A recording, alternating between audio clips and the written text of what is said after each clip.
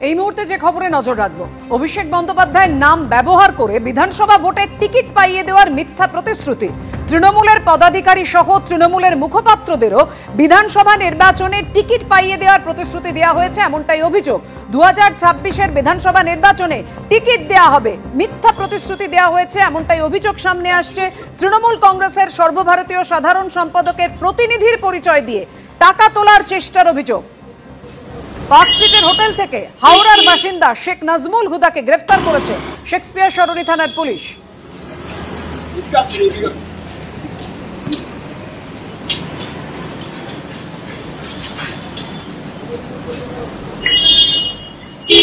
কথা বলবো, আমাদের সঙ্গে রয়েছেন আমাদের প্রতিনিধি পার্থ প্রতিম ঘোষ। পার্থ, এর আগেও একাধিকবার এমন অভিযোগ সামনে আসে, এক্ষেত্রে ঠিক কি অভিযোগ, পুলিশ কি জানাচ্ছে?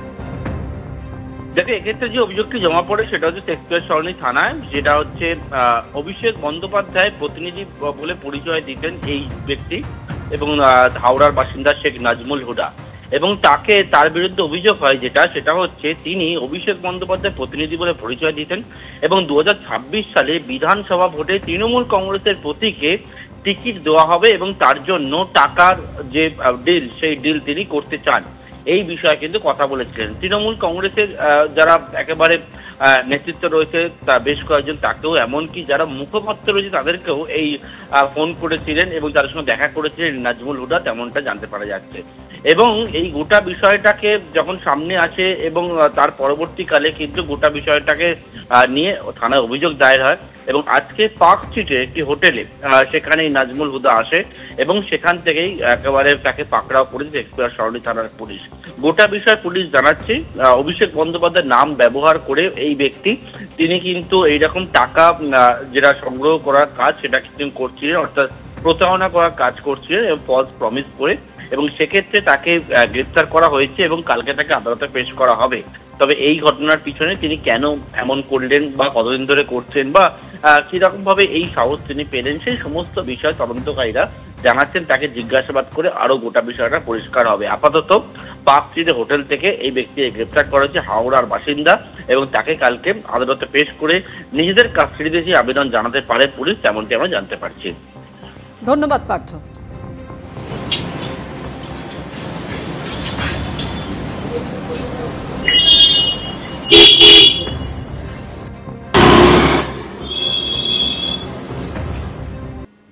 এসএসসির নতুন নিয়োগ পরীক্ষার 48 ঘন্টা আগে নতুন করে শূন্যপদের বিবৃতি প্রকাশ করল কমিশন। মোট 35,726 জনের শূন্যপদ প্রকাশ করা হয়েছে। এর মধ্যে নবম দশমে রয়েছে 23,212টি এবং একাদশ দ্বাদশে 12,514টি শূন্যপদ রয়েছে। রাজ্যের নতুন সংরক্ষণ বিধি অনুযায়ী ওবিসিদের দুটি ক্যাটাগরিতে 17% সংরক্ষণ দেওয়া হয়েছে। সুপ্রিম কোর্টের নির্দেশে শিক্ষক নিয়োগের পরীক্ষার 48 ঘন্টা আগে নবম দশম ও একাদশ দ্বাদশের ক্ষেত্রে নতুন করে শূন্যপদ প্রকাশ করল স্কুল সার্ভিস কমিশন। মোট 35,726 জনের শূন্যপদ প্রকাশ করা হয়েছে। নতুন শূন্যপদের বিজ্ঞপ্তি রাজ্যের নতুন সংরক্ষণ বিধি অনুযায়ী দেওয়া হয়েছে। ফলে এখানে ওবিসি এ এবং ওবিসি বি ক্যাটাগরিতে 10 এবং 7 মোট 17% সংরক্ষণ দেওয়া হয়েছে। এসএসসি নিয়োগ দুর্নীতিতে নবম দশম একাদশ দ্বাদশ গ্রুপ সি এবং গ্রুপ ডি মিলিয়ে প্রায় 26,000 জনের চাকরি চলে গেছে। এই অবস্থায় নতুন করে নিয়োগের নির্দেশ দিয়েছে সুপ্রিম কোর্ট। সেই অনুযায়ী আগামী 7ই সেপ্টেম্বর নবম দশমে শিক্ষক নিয়োগের পরীক্ষা নিতে চলেছে স্কুল সার্ভিস কমিশন। তার আগে শুক্রবার এসএসসি যে বিজ্ঞপ্তি দিয়েছে তাতে নবম দশমের শূন্যপদ রয়েছে 23,212টি। তাতে দেখা যাচ্ছে আর্টসের চেয়ে সায়েন্সের বিষয়গুলিতে শূন্যপদ বেশি রয়েছে। সবচেয়ে বেশি শূন্যপদ রয়েছে ভৌত বিজ্ঞানে 4,352টি। এছাড়া গণিত এবং জীবন বিজ্ঞানেও শূন্যপদের সংখ্যা 4,000-এর কাছাকাছি। বাংলা এবং ইংরেজিতে 3,000-এর বেশি শূন্যপদ রয়েছে। ইতিহাসে 2,000-এর কিছু বেশি এবং ভূগোলে 1,840টি শূন্যপদ রয়েছে। 14ই সেপ্টেম্বর একাদশ দ্বাদশ শ্রেণীতে শিক্ষক নিয়োগের পরীক্ষা হবে। এক্ষেত্রে মোট শূন্যপদের সংখ্যা 12,514টি। সবচেয়ে বেশি শূন্যপদ রাষ্ট্রবিজ্ঞানে 1,373টি। এছাড়াও রসায়ন, দর্শন এবং এডুকেশনে 1000-এর ওপর শূন্যপদ রয়েছে। ঢপের চপ 21 সালের আগে নন্দীগ্রামে এসে ভালো পায়ে প্লাস্টার লাগিয়ে বলেছিল ডবল চাকরি, আর এখন ডবল চাকরি যাচ্ছে। দুঃখ হচ্ছে না? এটাকে বলে দেখবি আর জ্বলবি, লুচির মতো ফুলবি। সব প্যানেল বাতিল করতে হবে, সবার চাকরি খেতে হবে। সরকার শূন্যপদও করতে পারবে না, সরকার চাকরি দিতে পারবে না। কর্মপ্রার্থীদের চোখে জল ফেলে সেই চোখের জলের উপর নেতিবাচক রাজনীতি করতে চাইছেন এই শুভেন্দু অধিকারী। 7 ও 14 সেপ্টেম্বর দুদিনই বেলা 12টা থেকে দুপুর 1:30 পর্যন্ত 1.5 ঘন্টার পরীক্ষা হবে। পরীক্ষার্থীদের সকাল 11টার মধ্যে পরীক্ষা কেন্দ্রে ঢুকে যাওয়ার নির্দেশ দিয়েছে স্কুল সার্ভিস কমিশন। কৃষ্ণেন্দু অধিকারী, বিটন চক্রবর্তী ও আশাবুল হোসেনের রিপোর্ট, এবিপি আনন্দ। ঘরে ঘরে বয়স্ক মা বাবা, দিন দিন বাড়ছে অসুখের জটিলতা। জীবন ও স্বাস্থ্যের সুরক্ষার জন্য খরচ করতে হচ্ছে বিশাল অঙ্কের টাকা। এই পরিস্থিতিতে জিএসটি কাউন্সিল জীবন ও স্বাস্থ্য বীমা জিএসটি মুক্ত করার সিদ্ধান্ত নেওয়ায় খুশি সাধারণ মানুষ। কিন্তু বীমা জিএসটি মুক্ত করার সুফল সাধারণ মানুষ পাবে তো? এই সুযোগে বীমা কোম্পানিগুলি আবার প্রিমিয়াম বাড়িয়ে দেবে না তো? খুশির আবহে দানা বাঁধছে এই আশঙ্কাও।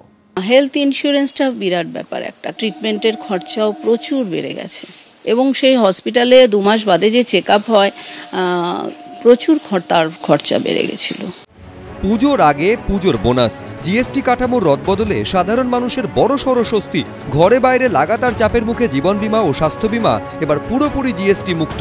টার্ম লাইফ, ইউলিপ কিংবা এন্ডাওমেন্ট সব ধরনের জীবন বীমা পলিসি ও তার রিনিউয়াল এবং স্বাস্থ্য বীমায় সম্পূর্ণ জিএসটি ছাড়।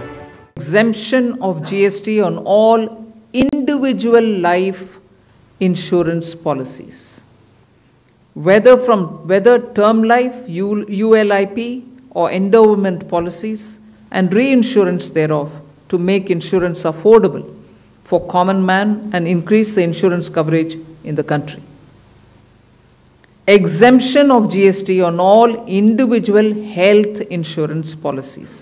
ঘরে ঘরে বয়স্ক মা বাবা, দিন দিন বাড়ছে অসুখের জটিলতা। জীবন ও স্বাস্থ্যের সুরক্ষার জন্য খরচ করতে হচ্ছে বিশাল অঙ্কের টাকা। এই পরিস্থিতিতে জিএসটি কাউন্সিল জীবন ও স্বাস্থ্য বীমা জিএসটি মুক্ত করার সিদ্ধান্ত নেওয়ায় খুশি সাধারণ মানুষ। স্বাস্থ্য বীমা এবং যে বিমার যে কমিয়েছে জিএসটি, সেটা ঠিকই আছে, সাধারণ মানুষের খুবই সুবিধা হয়েছে। আর জীবনদায়ী ওষুধ যেগুলো করেছে সেগুলো সাধারণ মানুষের সুবিধা হবে। স্বাস্থ্য বীমা ও জীবন বীমার প্রিমিয়ামে এতদিন জিএসটি ছিল 18%, 22 সেপ্টেম্বর থেকে তা হচ্ছে 0। তবে প্রশ্ন হলো, বীমা জিএসটি মুক্ত করার সুফল সাধারণ মানুষ পাবে তো? এই সুযোগে বীমা কোম্পানিগুলি এবার প্রিমিয়াম বাড়িয়ে দেবে না তো? লাভের গুড় পিঁপড়েই খাবে না তো? এটা ইনশিওর্ড হেলথের পথে বিরাট এক ধাপ এগোনো। এবং আমি এটাও বিশ্বাস করি যে যেই মুহূর্তে জিএসটি উঠবে, মধ্যবিত্ত এবং উচ্চবিত্তর মধ্যে হেলথ ইন্স্যুরেন্স করার প্রবণতা বাড়বে। আমাদের কয়েকটা আশঙ্কার জায়গা একটা থেকে যাচ্ছে, সেটা হচ্ছে এই সরকারি 2019-এর যে ড্রাগ প্রাইস কন্ট্রোল অর্ডার, সেখানে হচ্ছে যে ওষুধের কোম্পানিগুলিকে প্রতি বছর 10% করে ওষুধের দাম বাড়ানোর অধিকার ইতিমধ্যেই দেওয়া আছে। স্বাভাবিকভাবেই মানুষের যারা ওষুধটা কিনবেন তিনি কতটা লাভবান হবেন সেটা নিয়ে আর একটা সংশয় থেকে যাচ্ছে। সুরাহা আদৌ মিলবে কিনা এই প্রশ্ন কিন্তু অনেকেরই মনে থেকে যাচ্ছে। সিদ্ধান্তটাকে ভালো, যেরকম প্রশংসা করব, কিন্তু আজকে যখন বাজারে ওষুধগুলো আসবে তার দাম কতটা কমলো বা কতটা ধরে রাখা গেল, সেটা কিন্তু সবথেকে বড় বিষয়। মেডিক্লেমেরও জিএসটি উঠে গেল, এতে মানুষ সুফল লাভ করবে, কিন্তু মেডিক্লেমের অনেক খুঁটিনাটি আছে, মেডিক্লেমে প্রচুর ক্যান্সেলেশন হয়, সেই বিষয়গুলোও কিন্তু দেখতে হবে। দেখা যাক অ্যাপ্লিকেশনটা কি হয়, কারণ অ্যাপ্লিকেশনটাই তো আসল। এবার দেখা যাবে কিছু অসাধু ব্যবসায়ী ওষুধের দামটা এমনভাবে বাড়িয়ে দিল যাতে জিএসটির যে লাভটা সেটা আলটিমেটলি আমরা পেলাম না।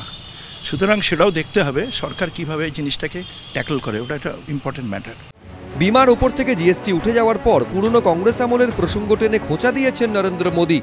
2014 में मेरे आने से पहले रसोई का सामान हो या खेती किसानी से जुड़ी चीजें हो या फिर दवाइयां और यहां तक जीवन बीमा भी, ऐसी अनेक चीजों पर कांग्रेस सरकार अलग अलग टैक्स लेती थी। हालत ये थी कि कांग्रेस वाले बच्चों की टॉफी पर भी 21% टैक्स लेते थे। বিমায় জিএসটি প্রত্যাহারের দাবি দীর্ঘদিন ধরেই উঠছিল।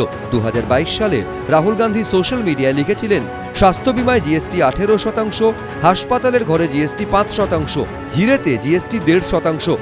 গব্বর সিং ট্যাক্স যন্ত্রণা দিয়ে মনে করায় প্রধানমন্ত্রী কাদের জন্য ভাবেন? কম হারের একটাই জিএসটি সব খরচ কমিয়ে দেবে, গরিব ও মধ্যবিত্তের বোঝা হালকা করবে। গত বছর জুলাই মাসে এই দাবিতে কেন্দ্রীয় অর্থমন্ত্রী নির্মলা সীতারামনকে চিঠি লেখেন মন্ত্রিসভায় তার সতীর্থ কেন্দ্রীয় সড়ক পরিবহন মন্ত্রী নীতিন গডকরি। গত বছরের 2রা আগস্ট স্বাস্থ্য বিমার প্রিমিয়ামে জিএসটি প্রত্যাহারের দাবিতে কেন্দ্রীয় অর্থমন্ত্রীকে চিঠি লিখেছিলেন মমতা বন্দ্যোপাধ্যায়ও। অবশেষে স্বাস্থ্য বিমা থেকে জিএসটি ওঠানোর সিদ্ধান্ত নেওয়া হলো। ঝিলম করঞ্জায় অরিত্রিক ভট্টাচার্য, এবিপি আনন্দ।